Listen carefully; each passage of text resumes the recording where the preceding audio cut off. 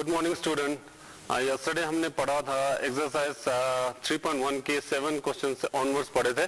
तो उसके बाद हमने properties of addition of a matrix पढ़े थे। फिर उसके बाद हमने multiplication of a matrix, addition, subtraction and scalar multiplication of a matrix पढ़े थे।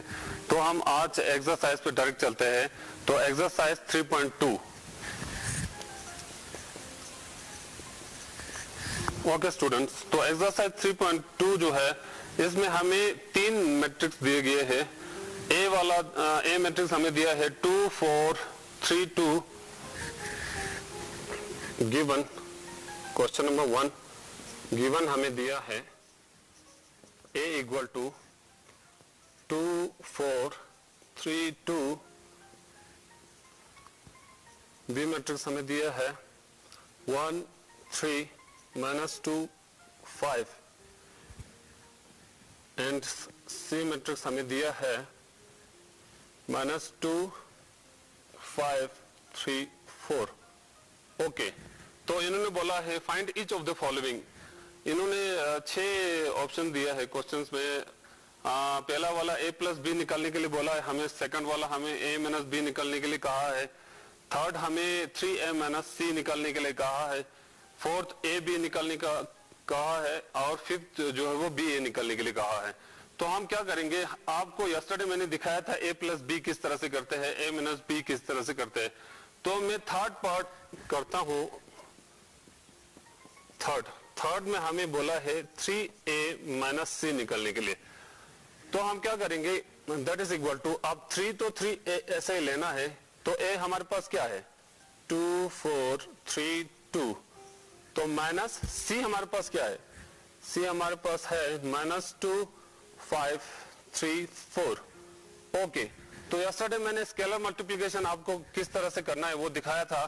तो हमें कुछ नहीं करना है, ये इस 3 से हमें अंदर जितने भी एलिमेंट्स है उसके साथ मल्टीप्लाई करना है। तो 3 2 6 3 4 12 3 3 9 3 2 6 -2 5 3 4।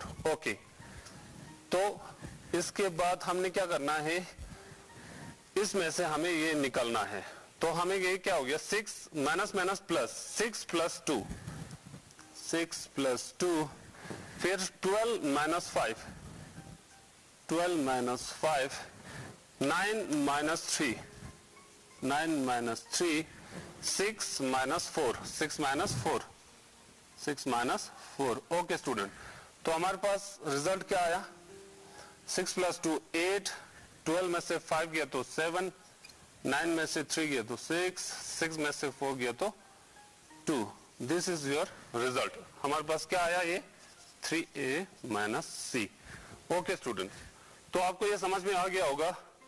तो हम इसके बाद मैं आपको फिफ्थ पार्ट दिखाऊंगा।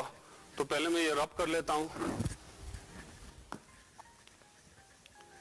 बहुत आसान है, आप आराम से घर पे प्रैक्टिस कर सकते हैं। बाकी जो पार्ट मैंने नहीं दिखाया है वो आप घर पे प्रैक्टिस करिए ताकि आपके एग्जाम में आपको फायदा हो।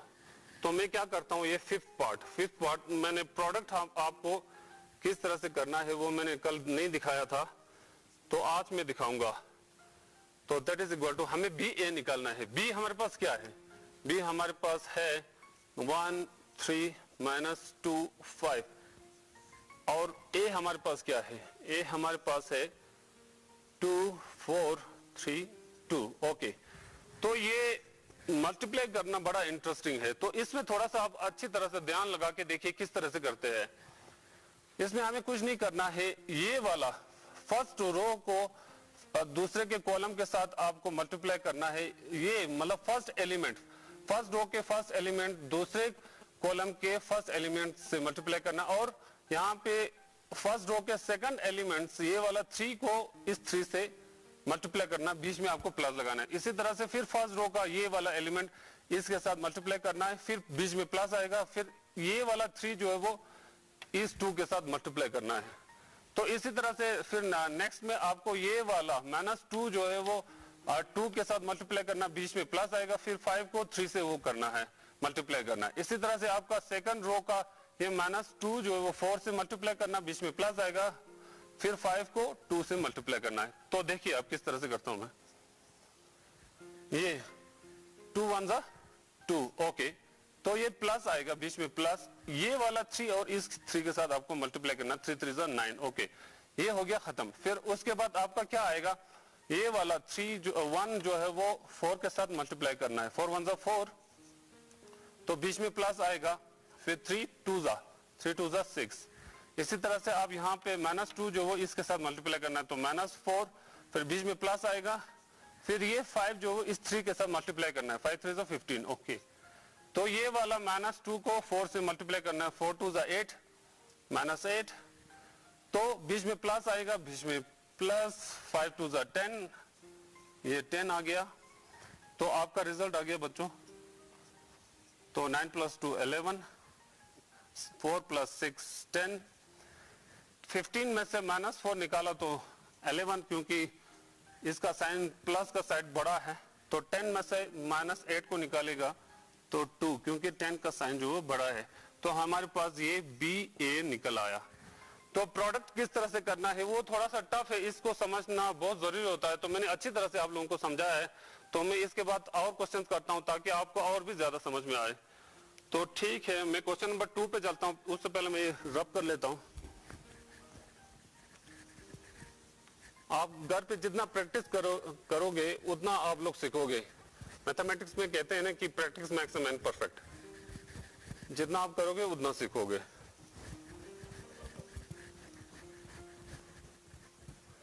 ओके, तो क्वेश्चन नंबर 2 क्या कहते हैं, कंप्यूट द फॉलोइंग। इसमें से इसी तरह से बहुत सारे क्वेश्चंस दिया है, तो मैं जो यहाँ पे सबसे इंटरेस्टिंग वाला जो क्वेश्चन होगा वो मैं आपको दिखाता हूँ। तो क्वेश्चन नंबर 2 का मैं सेकंड पार्ट करता हूँ।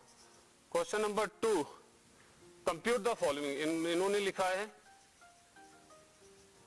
कंप्यूट द फॉलोइंग, जो नीचे दिया गया है उसमें से हमें कुछ निकालना है।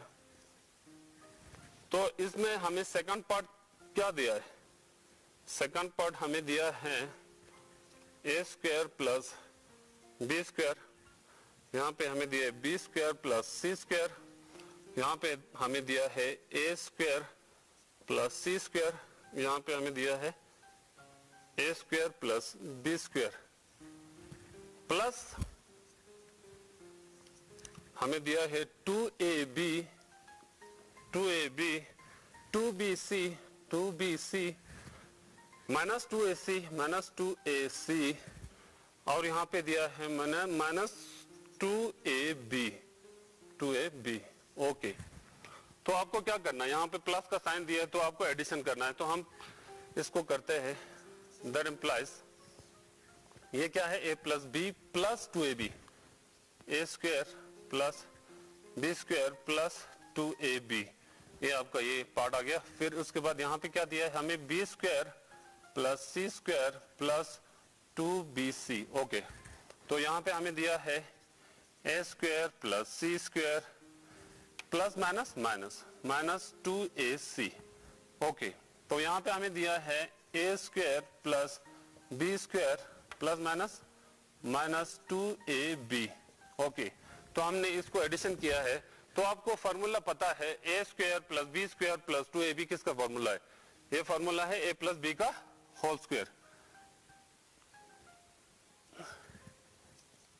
तो ये आपका आ गया जी a + b का होल स्क्वायर। इसी तरह से b² + c² + 2bc, ये क्या है, b + c का होल स्क्वायर, b + c का होल स्क्वायर का फार्मूला है, जो आपको पहले ही पता है, हम लोगों ने 8 9 10 में पढ़ा है। तो ये यहाँ पे क्या है, a² + c² - 2ac, यानी कि a - c का होल स्क्वायर का फार्मूला, ये a - c का होल स्क्वायर। इसी तरह से a² + b² - 2ab, ये किसका फार्मूला है हमारे पास, a - b का होल स्क्वायर। ये आपका हमारा क्वेश्चन निकल गया। ठीक है बच्चों, तो इसके बाद बाकी आपको प्लस करना आपको क्वेश्चन नंबर 2 में समझ में आ जाएगा। तो मैं डायरेक्ट क्वेश्चन नंबर 3 पे चलता हूं, तो आप थोड़ा सा देख लीजिए क्वेश्चन नंबर 3। मैं इसको रब करता हूं पहले,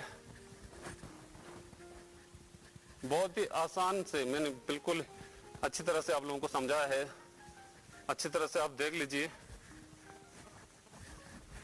क्वेश्चन नंबर 3 भी यही है, indicate compute the indicate product. हमें यहाँ पे फिर से मल्टीप्लाई दिखाना है। तो मैं इसमें से बहुत सारे क्वेश्चन दिया है, तो मैं थोड़ा सा आपको ये वाला क्वेश्चन नंबर इसका सेकंड पार्ट 3 का सेकंड पार्ट में करता हूं। तो ये वाला आप देख लीजिए, ये बड़ा इंटरेस्टिंग है। यहां पे हमें दिया है 2 3 4। ओके, तो इन दोनों को आपने मल्टीप्लाई करना है। तो मैं यहाँ पे देखिए बच्चों, यहाँ पे क्या है, यहाँ पे एक ही कॉलम दिया और यहाँ पे एक ही रो दिया है। तो असली में हमारे पास इसका इस तरह से होना चाहिए था। मैं थोड़ा सा एक एग्जांपल दिखाता हूं। असली इसका ऐसे होना चाहिए था, 1 या कुछ भी होगा, एलिमेंट्स ऐसे 2 डैश डैश 3 डैश डैश। तो इसी तरह से यहाँ पे भी होना चाहिए था हमारे पास 2 3 4। इन्होंने दिया है यहाँ पे dash dash dash dash dash dash करके, मगर यहाँ पे अभी हमें एक ही कॉलम और एक ही रो दिया है। तो आपको मैंने अभी सिखाया था कि ये वाला जो फर्स्ट एलिमेंट जो इसके साथ मल्टीप्लाई करना है, फिर बीच में प्लस आएगा ये, और इसको मल्टीप्लाई करना, फिर प्लस आएगा, इसको इसके साथ करना था। मगर हमारे पास ये वाले पार्ट तो है ही नहीं, तो आपको कैसे करना है? अब देखिए, नजर मारिए, दैट इज इक्वल टू, अब ये वाला हमारे पास फर्स्ट कॉलम का फर्स्ट एलिमेंट है और यहाँ पे फर्स्ट रो का फर्स्ट एलिमेंट, इसको इसके साथ मल्टीप्लाई था। असली यहाँ पे जो मैंने यहाँ पे आपको बताया था, ऐसे करके ऐसे नीचे चलना था, तो मगर है ही नहीं, तो इसलिए हम यहाँ से इसको डायरेक्ट करते हैं। तो ये क्या हो गया, 2 1 2, अब खत्म हो गया, बाकी नीचे नहीं है, इसलिए हमारे पास यहाँ पे प्लस प्लस कुछ नहीं होगा, यहाँ पे ये अकेला होगा। इसी को फर्स्ट कॉलम के फर्स्ट एलिमेंट को इसके साथ फिर से मल्टीप्लाई, क्योंकि यहाँ पे ये जो कॉलम का ये इसके साथ रो के साथ ये खत्म होना चाहिए, तो इसका इसके साथ 3 1 3, तो 4 को इसके साथ 4 1 4, 2 2 4 इसके साथ 4, 2 3 6, 2 4 8, 3 2 6, 3 3 9 और 3 4 12। ये आपका रिजल्ट आ गया। तो इसको अच्छी तरह से अगर आप घर पे अच्छी तरह प्रैक्टिस नहीं करोगे तो आपको बिल्कुल समझ में नहीं आएगा। ये वाले क्वेश्चन जो है वो कभी 1-2 मार्क्स के क्वेश्चन आ सकते हैं, क्योंकि इसमें थोड़ा सा हमें सोचना पड़ता है कि किस तरह से करना है। तो इसको मैंने अच्छी तरह से आप लोगों को समझाया किस तरह से करना है, तो घर पे थोड़ा प्रैक्टिस करना बिल्कुल। 3 into 3 मैट्रिक्स का कुछ क्वेश्चन, इसका फोर्थ पार्ट बड़ा इंटरेस्टिंग है। ऐसा वाला क्वेश्चन आप लोगों ने नहीं किया है। तो ये हमें दिया है 2 3 4 3 4 5 4 5 6, और दूसरा पार्ट हमें दिया है 1 - 3 5 0 2 4 3 0 5 3 0 5। ओके, तो आप देखिए, अब इसमें हमें कितना है, 3 रोज 3 कॉलम्स, दोनों साइड में 3 into 3 वो है हमारे पास मैट्रिक्स है। तो आप लोगों को क्या करना है, इसको ये वाला फर्स्ट एलिमेंट इसके साथ मल्टीप्लाई, फिर बीच में प्लस, ये वाला इसके साथ मल्टीप्लाई, बीच में प्लस, ये वाला इसके साथ मल्टीप्लाई, बीच में प्लस। आप देखिए, फर्स्ट रो बिल्कुल खत्म होना चाहिए, ये वाला फिर ये कंप्लीट होने के बाद ये वाला फिर से इसके साथ होगा, ये वाला फिर इसके बाद इसके साथ होगा, इसी तरह से ये वाला इसके साथ सेकंड रो, और इसका इसके साथ, इसका इसके साथ। तो देख लीजिए आप, तो ये क्या है हमारे पास 2 1 2, ओके, प्लस 3 0 0 प्लस 4 3 12। तो ये वाला हमारे पास खत्म हो गया, फर्स्ट रो और फर्स्ट कॉलम। तो ये फर्स्ट रो और इसका सेकंड कॉलम के साथ मल्टीप्लाई करेंगे, ये क्या हो गया, 3 2 -6, ये 3 2 +6, ये और ये 4 0 0। ओके, तो इसके बाद ये क्या आ गया, इसको इसके साथ मल्टीप्लाई करना, 5 2 10 प्लस 3 4 12 प्लस इसको इसके साथ 4 5 20। ओके, तो हमारा ये फर्स्ट रो और इनके जितने भी कॉलम्स है वो सारे खत्म हो गए। इसके बाद हम सेकंड रो पे चलते हैं, इसको इसके साथ मल्टीप्लाई करना है, 3 1 3 प्लस 4 0 0 प्लस 5 3 ज़ा 15। ओके, तो इसके बाद ये वाला सेकंड रो और इनके सेकंड कॉलम के साथ 3 3 ज़ा 9 प्लस 4 2 ज़ा 8 प्लस 5 0 ज़ा 0। ओके, तो ये खत्म हो गया। इसके बाद इसके साथ 3 5 ज़ा 15 प्लस 4 4 ज़ा 16 प्लस 5 5 ज़ा 20। ओके, तो हमारे पास ये लास्ट रो रह गया। अब इसको इसके साथ 4 1 ज़ा 4 5 0 ज़ा 0 प्लस 6 3 ज़ा 18। ओके, तो इसके बाद ये 4 3 ज़ा 12 माइनस 12 5 2 ज़ा 10 प्लस 10 प्लस 6 0 ज़ा 0। ओके, तो इसको इसके साथ 5 4 ज़ा 20 प्लस 5 4 ज़ा 20 प्लस 5 6 ज़ा 30। तो मैंने बिल्कुल अच्छी तरह से आपको किया है, आपको समझ में आ गया होगा। अब देखिए 12 प्लस 2 यहाँ पे कितना आया 14। ओके, ये प्लस 6 और माइनस 6 खत्म हो गया। यहाँ पे क्या आ गया 0। अब यहाँ पे क्या आ गया 20 प्लस 10 30 30 प्लस 12 42। ओके, तो 15 प्लस 3 18। अच्छा, माइनस 9 में से 8 आपको निकलना है, तो इसका माइनस का ये साइन बड़ा है तो -1। तो यहाँ से 25 और 15 जमा किया तो आपके पास 40 आ गया, और यहाँ पे ये 16 जमा किया तो आपको 56 आ गया। तो 18 प्लस 4 22। अच्छा, -12 में से आपको 10 निकालना है, तो इसका साइड बड़ा है तो -2। तो ये क्या हो गया 40 प्लस 30 70। तो आपका ये रिजल्ट आ गया। तो मैंने आपको 3 into 3 मैट्रिक्स को किस तरह से मल्टीप्लाई करना बहुत अच्छी तरह से मैंने बिल्कुल आसानी से आपको समझाया है। तो आप बार बार प्रैक्टिस करिए प्लीज।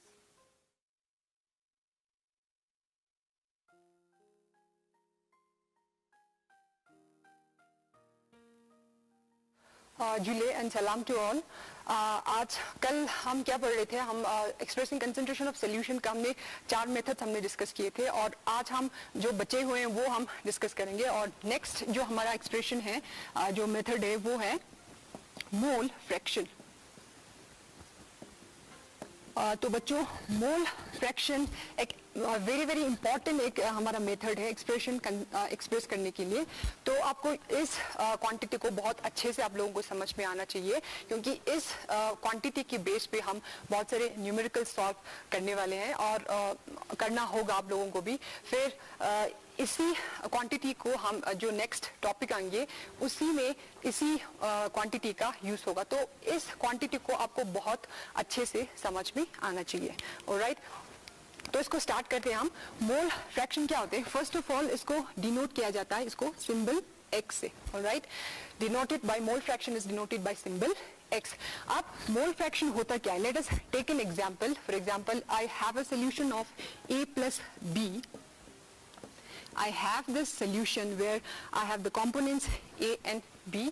अब इसमें हमें सॉल्यूशन में, इस सॉल्यूशन में हमारे पास क्या है? A and B दोनों है इसमें।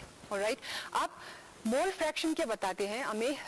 सपोज मुझे ये निकालना है कि मोल फ्रैक्शन ऑफ A कैसे निकालना है हमें, और मोल फ्रैक्शन ऑफ B क्या होते हैं। ऑलराइट, तो मोल फ्रैक्शन का फॉर्मूला होता है बच्चों कि X। अब x क्या है? x हमें बताते हैं मोल फ्रैक्शन, और a कंपोनेंट a का मोल फ्रैक्शन बताते हैं। तो इसको लिखा ऐसे जाता है। ऑलराइट, तो मोल फ्रैक्शन ऑफ a का फॉर्मूला होता है number of moles of a upon number of moles of a plus number of moles of B। यानी कि इस फॉर्मूले से हम ये समझ सकते हैं कि मोल फ्रैक्शन ऑफ A मतलब number of moles of A upon total number of moles in the solution. यानी कि ये क्या बताते हैं, हम एक फ्रैक्शन बताते हैं, यानी कि एक रेशियो बताते हैं कि इसमें टोटल, इस सोल्यूशन में टोटल नंबर ऑफ मोल्स होंगे, उस टोटल नंबर ऑफ मोल्स में A का कितना मोल होगा। सिमिलरली B का मोल क्या होगा, mole fraction of B equal to number of moles of B upon number of moles of A plus number of moles of B। Simple, आप लोगों को समझ में आ गया होगा कि मोल फ्रैक्शन ऑफ A मतलब number of moles of A upon total number of moles in the solution. Similarly mole fraction of B is equal to number of moles of B over total number of moles in the solution. अब number of moles को हम कैसे denote किया जाता है, symbol N से denote किया जाता है। तो सिंपली हम ये भी लिख सकते हैं number of moles of A को हम ऐसे रिप्रेजेंट किया जाता है upon number of moles of A and number of moles of B। यानी कि simply N tells us what number of moles, alright। तो similarly इसका क्या होगा, NB upon NA plus NB। Okay, तो अभी हमने क्या सीखा कि मोल फ्रैक्शन ऑफ A हमने सीखा is equal to number of moles of A upon total number of the solution। Similarly XB हमें निकालना हो तो number of moles of B upon number of moles of A plus B, alright। अब इसमें mole fraction निकालने के लिए फिर हमें क्या पता होना चाहिए, हमें नंबर ऑफ मोल्स पता होना चाहिए। तो नंबर ऑफ मोल्स हमें कैसे निकलते हैं, नंबर ऑफ मोल्स को भी निकलने के लिए हमारे पास फॉर्मूला है। तो number of moles of solute, इसका फॉर्मूला है गिवन मास अपॉन मोलर मास। तो बच्चों इसमें number of moles of solute, यानी कि सपोज इसमें इस सोल्यूशन में हमारा A सल्यूट है एंड B सॉल्वेंट है, ऑलराइट। तो number of moles of solute हमें निकलना है। तो एक क्वेश्चन हमें दिया होगा, अगर हमें मोल फ्रैक्शन निकलना हो तो उसमें एक क्वेश्चन दिया होगा, उसमें हमें एक मास दिया होगा। तो उस मास को हम लेंगे गिवन मास, इस टर्म के लिए वो मास लेंगे, और मोलर मास जो भी सल्यूट है, फॉर एग्जाम्पल मेरा सल्यूट है कार्बन डाइऑक्साइड मेरा सल्यूट है, ऑलराइट। तो इसमें मोलर मास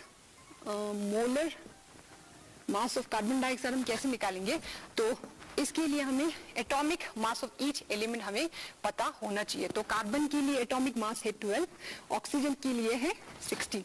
तो molar mass of carbon dioxide क्या हुआ, फिर कार्बन इसमें एक ही है तो 12 प्लस ऑक्सीजन कितना है 2, तो 2 times mass of oxygen is 16। उसके बाद मतलब इसमें क्या आया, 12 प्लस 16 टू 32, तो 2 प्लस 2 4 एंड 42 ग्राम पर मोल हमारा मोलर मास ऑफ सल्यूट। तो इसी तरह हमें फॉर्मूला दिया जाएगा, मॉलिक्यूलर फॉर्मूला, तो उस मॉलिक्यूलर फॉर्मूला को यूज करके हमें मोलर मास ऐसे हम निकाल सकते हैं। तो बच्चों अभी हमने सीखा दो फॉर्मूला हमने सीखा, मोल फ्रैक्शन कैसे निकालते हैं, नंबर ऑफ मोल कैसे निकालते हैं। तो इसके लिए ये फॉर्मूला था Na plus Na plus Nb। इसमें X मोल फ्रैक्शन बताता है एंड N क्या है हमारा, नंबर ऑफ मोल्स। तो नंबर ऑफ मोल्स के लिए भी नंबर ऑफ मोल्स हम कैसे निकालते थे, जिसका सिंबल है N is equal to given mass upon molar mass. Okay, तो मैंने आपको ये समझाया कि कोई मास दिया होगा, हमें दिया जाएगा क्वेश्चन में, तो गिवन मास में वो मास रखना है, और मोलर मास मॉलिक्यूल का फॉर्मूला होगा, उस मॉलिक्यूलर फॉर्मूला को atomic mass, each atomic mass को ऐड करके हम मोलर मास निकल सकते हैं, ऑलराइट। अब यूनिट ऑफ मोल फ्रैक्शन क्या होगा, तो यूनिट चेक करने के लिए हम क्या देखेंगे, हम इसका फॉर्मूला देखेंगे। मोल फ्रैक्शन क्या है हमारा, number of moles of particular solute और सॉल्वेंट और टोटल नंबर ऑफ मोल्स का। तो इसमें ऊपर भी मोल है, नीचे भी मोल है, ऑलराइट। तो मोल कैंसिल आउट, यानी कि इसमें यूनिट ऑफ एक्स ए हो जाएगा, यूनिट आप लिखे तो मोल अपॉन मोल, तो ये कैंसिल आउट हो जाएगा। Therefore mole fraction is a unitless, यानी कि इसका कोई यूनिट नहीं है, alright, next important thing is, आप जितने भी आपने सोल्यूशन लिया था, अभी हमने A प्लस बी कॉम्पोनेंट का एक सोल्यूशन था ऐसे करके, तो फिर जितने भी कंपोनेंट्स होंगे एक सोल्यूशन में, उसका मोल फ्रैक्शन यानी कि mole fraction of each component का सम ऑलवेज इक्वल टू 1 होता है, ऑलराइट। तो इसके हमारे सोल्यूशन के अकॉर्डिंग हमारे पास क्या होगा, XA plus XB equal to 1 होगा, ऑलराइट। तो मतलब इस रिलेशन से अगर हमारे पास मोल फ्रैक्शन ऑफ ए हमें पता है, तो हम x mole fraction of B हम ऑटोमेटिकली इस इक्वेशन को यूज करके हम निकल सकते हैं। ओके, तो हमें अभी तो हम सिर्फ 2 कंपोनेंट्स को ले रहे हैं। अगर सपोज मेरे पास 3 कंपोनेंट का सोल्यूशन है, ए प्लस बी प्लस सी का मेरे पास सोल्यूशन है, तो अगेन इसके लिए भी क्या होगा, इसमें कंपोनेंट कितना है, 3 है, तो तीनों के सम मोल फ्रैक्शन, तीनों के मोल फ्रैक्शन के सम को क्या होगा, x plus x A plus B plus C is equal to 1 होगा। तो जितने भी कंपोनेंट्स होंगे उन सारे मोल फ्रैक्शन के सम को क्या इक्वल आएंगे, 1 इक्वल आएंगे। तो इस रिलेशन को आपको याद रखना होगा, क्योंकि इक्वेशन जब न्यूमेरिकल सॉल्व करेंगे तो इस इक्वेशन और यूनिट और ये फॉर्मूला सब आपको याद होना चाहिए। ओके, नेक्स्ट क्वांटिटी देखेंगे हम बच्चों, that is 6th molarity. Molarity again is very very important quantity, again इसका बहुत केमिस्ट्री में यूज है, तो अगेन इसको भी आपको बहुत अच्छे से समझना होगा, राइट। तो मोलैरिटी को अगेन सिंबल किससे डिनोट किया जाता है, कैपिटल M से डिनोट किया जाता है। एंड अब मोलैरिटी का मतलब क्या होता है, व्हाट इज मोलैरिटी, तो मोलैरिटी का फॉर्मूला होता है बच्चों, molarity is equal to number of moles of solute upon volume of, इसको मैं डिफरेंट कलर से लिखती हूँ, volume of solution in litre. Okay, जब मैं नेक्स्ट क्वांटिटी पढ़ाऊंगी तो इसमें कुछ डिफरेंस है, वो मैं आपको बाद में समझाऊंगी। तो मोलैरिटी क्या होता है, molarity is equal to number of moles of solute upon volume of solution in litre. तो हमारे पास एक सोल्यूशन होगा, वो किस में होगा, एक्सप्रेस किया जाएगा वॉल्यूम में, और वॉल्यूम हम यूनिट किस में एक्सप्रेस करेंगे, लीटर में, ऑलराइट। तो उस वॉल्यूम ऑफ सोल्यूशन में कितना number of moles of solute है, उसको हम कहते हैं मोलैरिटी, ऑलराइट। अब मोलैरिटी इसमें हम ये चेक करते हैं कि यूनिट क्या होगा। अगेन इसको मोलैरिटी के निकालने के लिए अभी मोल फ्रैक्शन में हमने ये देखा था कि नंबर ऑफ मोल्स कैसे, वो सिंपल सेम में वो लिख देती हूँ मैं एक बार, number of moles of solute is same, अभी हमने पिछले जो क्वांटिटी में हमने वो यूज किया था, तो number of moles of solute is same will be given. अब हम किसकी बात कर रहे हैं, मोल्स ऑफ सोल्यूट की बात कर रहे हैं, तो given mass of solute upon molar mass of solute.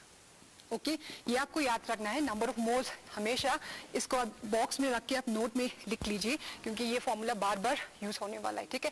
तो number of moles equal to given mass of solute. हम मोलैरिटी में क्या किसकी बात कर रहे हैं, हम only solute in a solution of volume of solution in litre की बात हो रहे हैं। तो नंबर ऑफ मोल्स आपको निकालने के लिए given mass of solute upon molar mass of solute, इस फॉर्मूला से आपको नंबर ऑफ मोल्स आ जाएगा, और उस number of moles volume of solution in litre में कितना होगा, उसी को हम क्या बोलते हैं, मोलैरिटी बोलते हैं, ऑलराइट।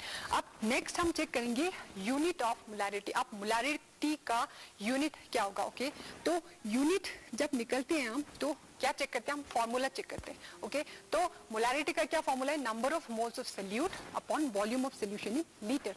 तो नंबर ऑफ मोल्स का क्या यूनिट होता है, mole upon volume of solution in litre, simply दे रखा है लीटर, तो इसका सिंपल यूनिट क्या होगा, मोल। अगर मैं लीटर को ऊपर ले जाऊं तो मोल पर लीटर, ये सिंपल हमारा यूनिट ऑफ मोलैरिटी है।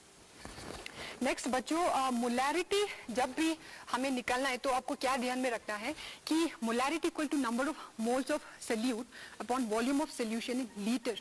तो हमें ये याद रखना है, मोलैरिटी हमेशा related with volume and it volume we should always have to express in liter. But हमें confuse करने के लिए बहुत सारे numericals में ऐसे दे देते हैं कि वॉल्यूम को डेसीमीटर क्यूब, सेंटीमीटर क्यूब या मीटर क्यूब या मिलीलीटर में देते थे. तो इसको कन्वर्ट हमें एक्सप्रेस लीटर में ही करना है. तो इसको हम कन्वर्ट लीटर में कैसे करें? तो उसके लिए रिलेशन होता है. तो उस रिलेशन का ये है कि 1 लीटर इज इक्वल टू 1000. ये तो सबको आता है millilitre. Alright. Similarly 1 litre is equal to 1 decimetre cube and 1 liter is equal to 10 to the power 3 centimeter cube and 1 liter is equal to 10 to the power minus 3 meter cube. तो in unit में से कोई सा भी volume आपको मिले, आपको ये रिलेशन सिंपली यूज करना. उसके बाद हम यूनिट फैक्टर मेथड यूज करके इसको लीटर में कन्वर्ट कर सकते हैं. फॉर एग्जाम्पल इसमें let us take an example.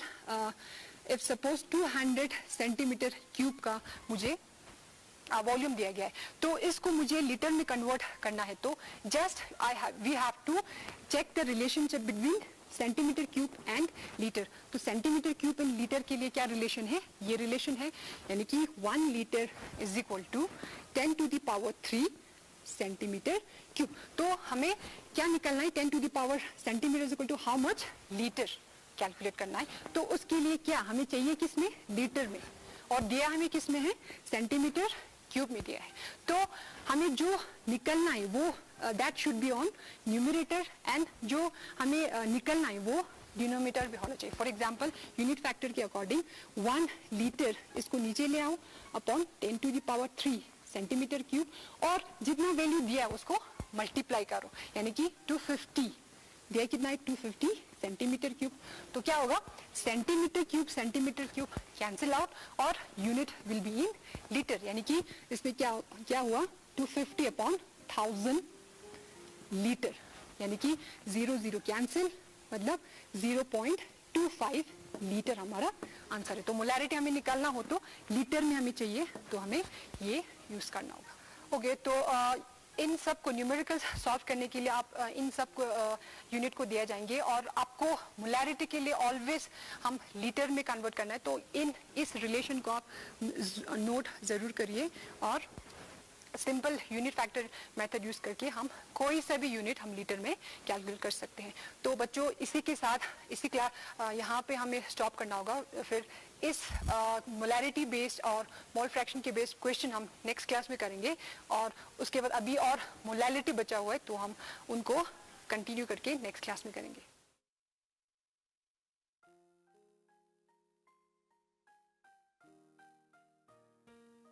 अस्सलाम वालेकुम जुले प्यारे बच्चों. तो इससे पहले हमने पढ़ा था ट्रिग्नोमेट्रिक रेशियोज के बारे में. तो मैं आज फिर इसको अच्छी तरह से रिवाइज करना चाहता हूं ताकि आप लोगों को अच्छी तरह से याद रहे. तो ट्रिग्नोमेट्री रेशियोज हमने इससे पहले ट्रायंगल के थ्रू पूरा निकाला था. साइन 0 हमें आया था तब 0, साइन 30 डिग्री 1/2, इसी तरह साइन 45 1/√2, साइन 60 √3/2 और साइन 90 1. इसी तरह हमने साइन, कोस, टेन, कोसेक, सेक, कोट, इन सब का हमने पूरा निकाला था ट्रायंगल ड्रा करके इनका वैल्यू कितना होता है. तो आज मैं आपको याद रहने के लिए कुछ ट्रिक बताऊंगा ताकि ये रेशियोज जो स्पेसिफिक ट्रिग्नोमेट्रिक रेशियोज है वो हमें हमेशा याद रहे. तो इसके लिए आपको सबसे पहले आपको यहाँ 0 1 2 3 4 लिखना है. उसके बाद आपको सबको 4 के साथ डिवाइड करना है.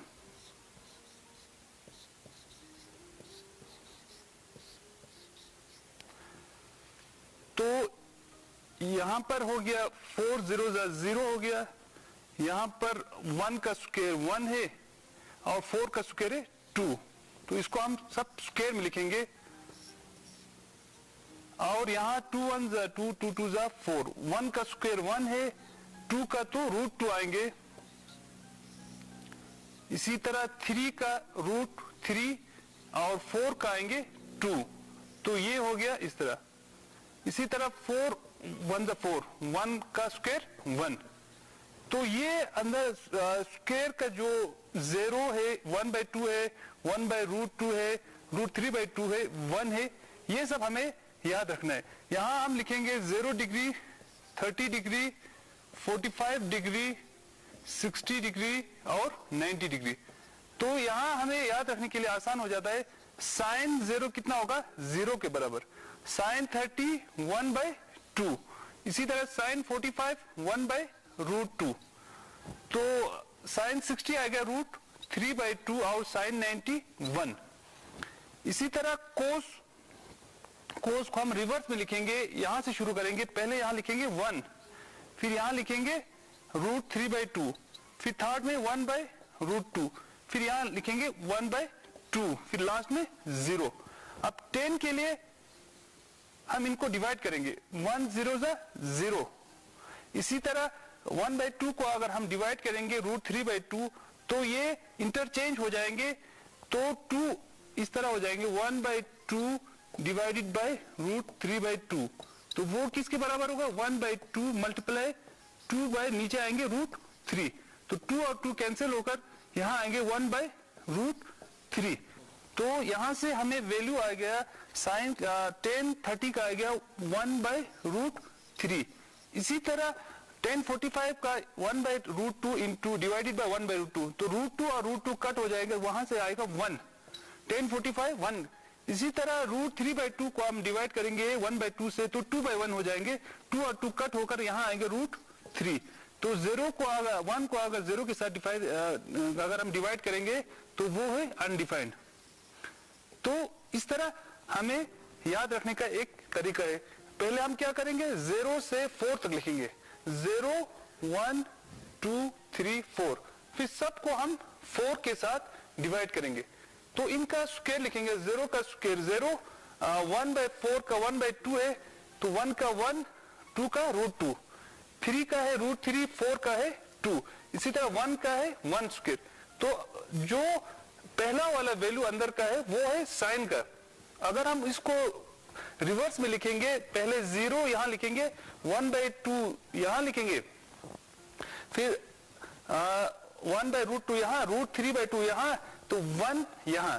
ये हो गया कोस। 10 के लिए हम डिवाइड करेंगे साइन बाय कोस को, तो यहां 0 आएगा, यहां 1/√3।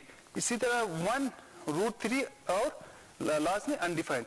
तो यहां पर वही रेशियो हमने उस दिन निकाला था, 0 1/2 1/√2 √3/2 1। तो रिवर्स में 1 √3/2 1/2 1/√2 1/2 0। तो इनको डिवाइड करने से 1 0 0, तो यहाँ 2 और 2 कट होकर 1/√3, यहाँ 1 और यहाँ √3, ये 0/1 अनडिफाइंड। तो इसी तरह इनका रेसिप्रोकल लेंगे तो हम ये पूरा रेशियो, जो स्पेसिफिक रेशियो है, वो सब हमें याद रहेंगे। और जो दूसरा मेथड हमें ट्रिग्नोमेट्रिक रेशियोज को याद रखने के लिए हमारे पास है left hand rule. Left hand rule में हमारा जो हाथ है उसमें हमें कितना फिंगर्स है? 5 है। तो उस हिसाब से हमें याद रखना है। तो पहला वाला जो हमें 0 डिग्री यहां से लेना है, क्योंकि यहां से स्ट्रेट एंगल हो गया तो 0 हो गया। फिर यहां में लेना है 30 डिग्री, बीच वाला 45 डिग्री, फिर 60 डिग्री, और थंब हमें लेना है 90 डिग्री। तो इस तरह हमें यहां से शुरू करना है, 0 30 45 60 90, और अपना लेफ्ट हैंड खोलना है।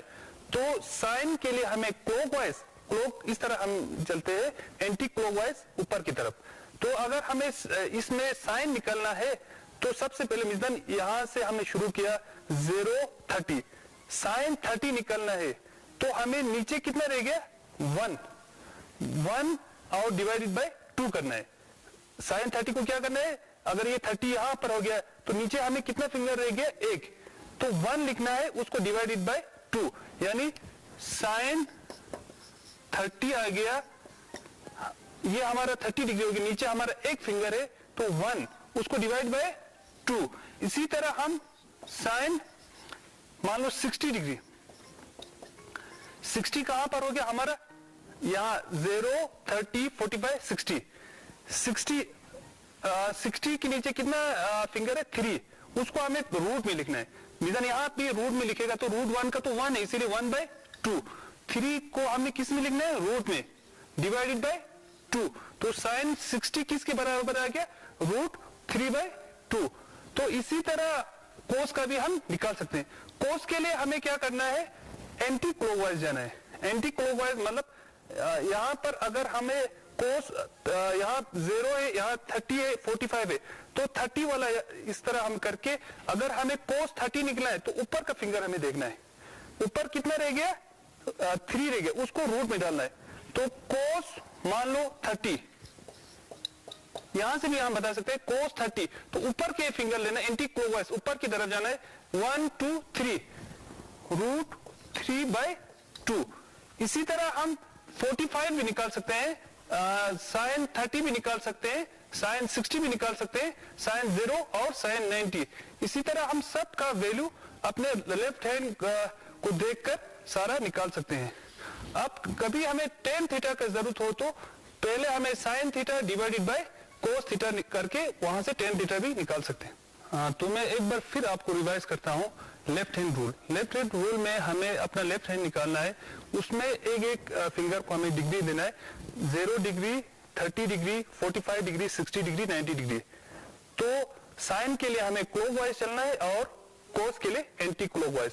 और 10 निकालना है तो पहले साइन और कोस को दोनों को निकालकर इसको डिवाइडेड करना है।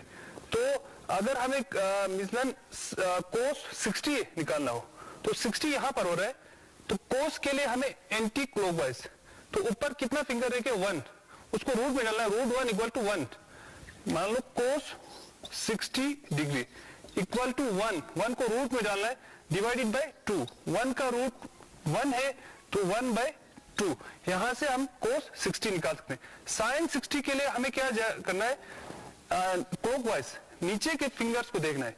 यहां साइन 60 है, मान लो साइन 60 डिग्री, नीचे कितने फिंगर्स है, 1 2 3, उसको रूट में डालना है, रूट 3, और सबको डिवाइड किसके साथ, 2 के।